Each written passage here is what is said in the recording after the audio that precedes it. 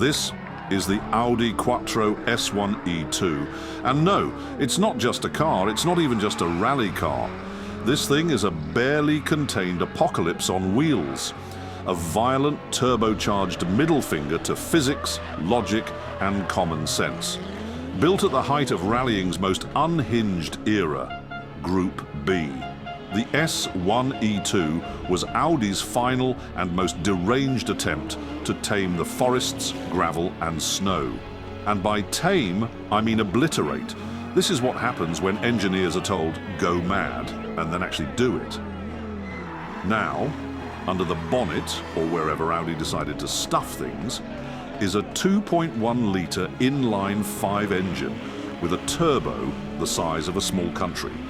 It makes officially around 470 horsepower, but unofficially closer to 600. In a car that weighs about as much as a light sneeze, that's like putting a Saturn V rocket on a skateboard. 0 to 60, 2.5 seconds. On gravel, in the rain, with spectators standing inches away. That's not driving, that's teleportation followed by panic. But what really made the Quattro different was what it put power to, all four wheels. See, back in the early 80s, rallying was a rear-wheel drive gentleman's club. Cars slid about with elegance and flair. Then Audi came along with a nerdy idea called four-wheel drive, and everything changed. Suddenly, this hulking German sedan could rocket out of corners with so much grip it looked like it was cheating. While the others were pirouetting through hairpins, the Audi just launched itself like it was chasing a war criminal. But let's talk about the sound. The Audi Quattro S1 doesn't have an exhaust note. It has war cries. The engine stutters and snarls like a beast chained to the earth, desperate to break free. And when the boost hits, boom. It doesn't accelerate, it detonates. The turbo lag is biblical. You press the throttle, count to 3, sign a waiver, and then the whole universe compresses behind your seat. It's less a power band and more a turbo-apocalypse. And then there's the bodywork. This car looks like it was drawn by an angry child with a ruler and a Red Bull addiction. Wings, splitters, vents, everything screams aggression. It's as if Audi wasn't trying to make it aerodynamic, but to scare the air out of the way. It has more flaps than a World War II bomber. An enormous rear wing, box arches so wide they could catch rainwater, and a front splitter that looks like a guillotine. It doesn't whisper its intentions.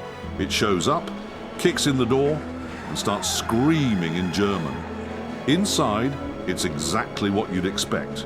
No luxuries, no infotainment, no cup holders, just gauges, a gear stick that looks like it was stolen from a tractor, and a thin sheet of metal between you and a flaming death.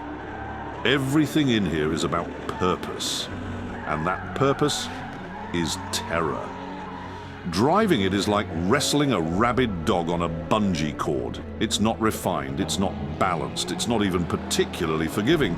But give it the right road, or better yet, a snowy Finnish forest, and it will do things no car should ever be able to do.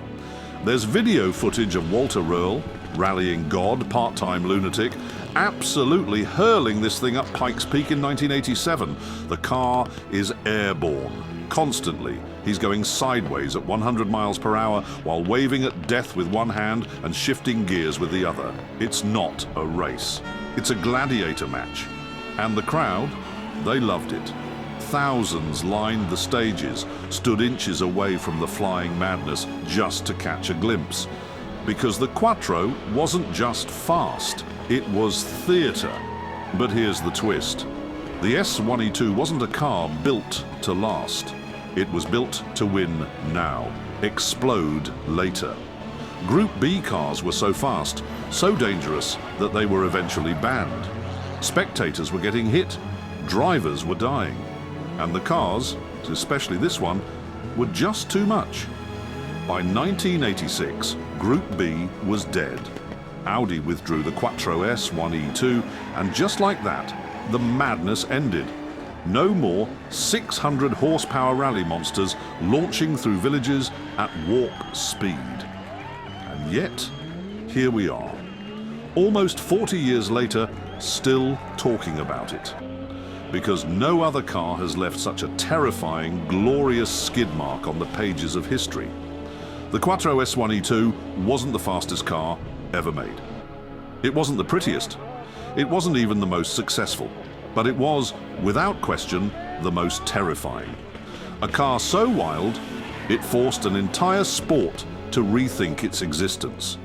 A car that didn't care about comfort or safety or regulations. It cared about winning. It cared about boost. And it did it all while sounding like a thunderstorm inside a metal box. This is not a car you want to drive, it's a car you survive. It's not road legal, it's barely earth legal. It's the Audi Quattro S1 E2, the beast that ended an era and birthed a legend.